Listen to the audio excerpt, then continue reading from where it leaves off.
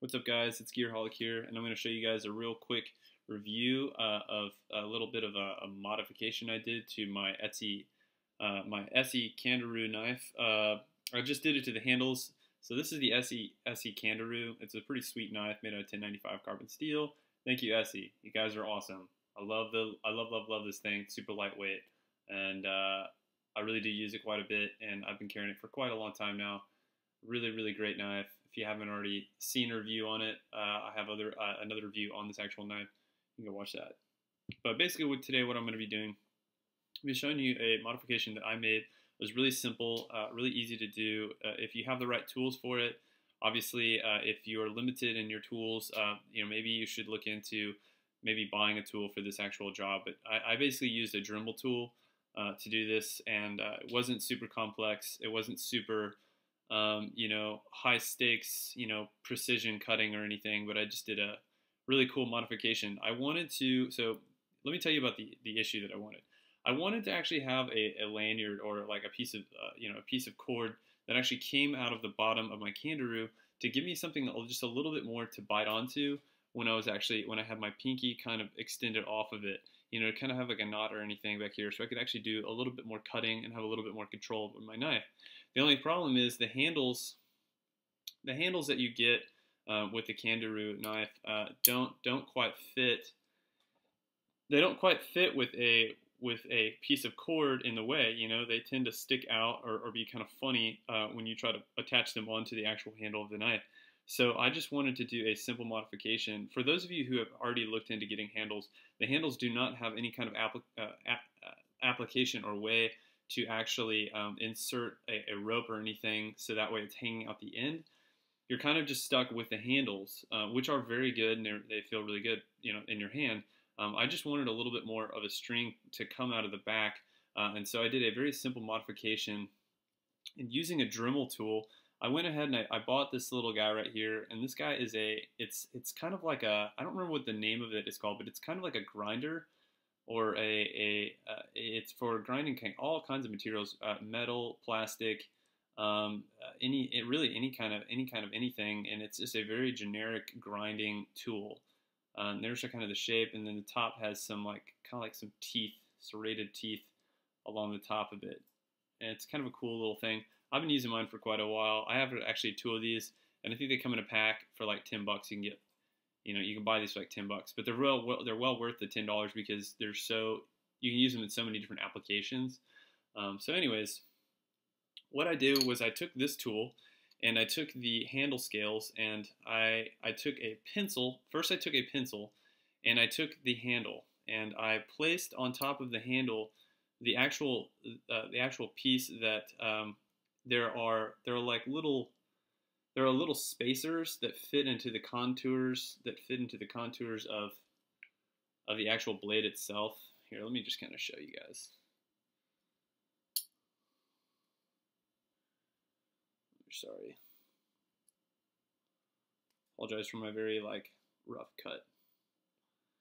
But basically, these spacers that fit inside the handles, they don't leave a whole lot of room, for a cord or anything to get through. So I went in and I did a modification, and I actually drilled out a section of the actual spacer, and then I went ahead and I also drilled out the handle itself. So I actually put a divot in the handle itself, just to kind of give it a little bit more room to play around with putting a cord through. And what I did was I actually laid the spacer on top of the actual handle itself, and I did use a pencil to outline it. And you can kind of see the outline of the actual spacer in pencil still on there. So it's kind of neat. There's kind of a better view, hopefully. And this is G10. This is the G10 handle scales, and they're very like sturdy and weatherproof. So I wasn't really worried about it compromising any kind of structural capability. And I kind of went in and I made just like a little divot. You can kind of see it there. And that was just a simple modification that I did. And I'm going to go ahead and kind of here. Let me put the two handles together so that we can see. So if you see like, you basically can see the two holes. They don't all exactly line up, but they leave enough room there so that way I can slip cord through when I actually put the handle scales all together. And I'll show you guys how to actually do that it's after I made the modifications on both handles, and both the handles look exactly the same. They're both like, I just went in until I kind of felt safe. You can kind of see that that's like almost halfway through the actual G10. And then I didn't get too close to that hole, you know, because I wanted to have a little bit of space there, you know, as like a buffer. So I'm going to go ahead and reinstall the entire handle system itself. And this is my little cord that I installed under the handle. So I slide on the paracord first, and then I just lay that down, put in the spacer, and then I slide the spacer down onto the actual blade. Just kind of pop it down in there. And then I attach the top section of the handle actually down on top. Wiggle it a little bit, and then I use this is a Torx bit T10 or number 10 Torx bit, which fits the screw heads that go onto the actual handles itself. I just kind of slip those in there.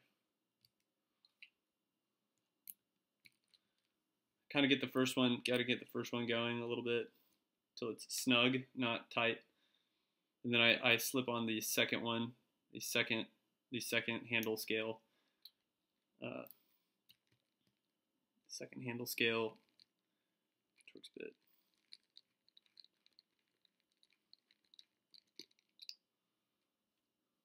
And then I kind of go in and I use the meat of my thumb, and I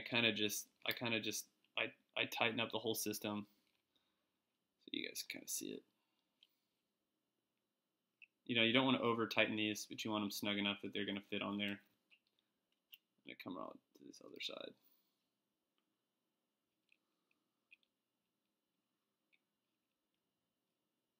And that hole, that gap that I had there, is now, it fits the entire length of string very nicely.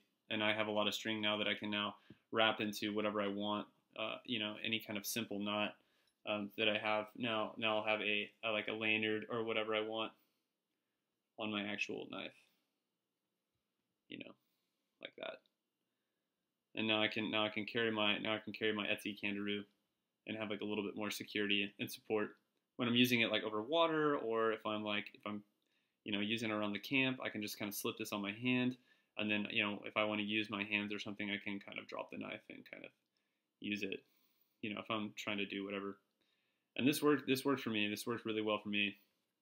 And then I just slide it inside my nice little my little leather bound thing, my little leather sheath that I made. And that's it, man. It's a simple modification on the ESEE Candiru. I hope this wasn't a super long video, and I hope you guys really enjoyed it. There is the modifications one more time. We'll try to get up close. You guys can see it. It's just simple. Just leaving enough space and changing the spacers around really helps. So hope you guys enjoyed that. Well, I had fun doing it, and if you guys want to know more information about it, let me know. As I always say, you know, you guys be safe out there. Try not to cut yourselves. All right, this is Gearholic, and I'm signing out.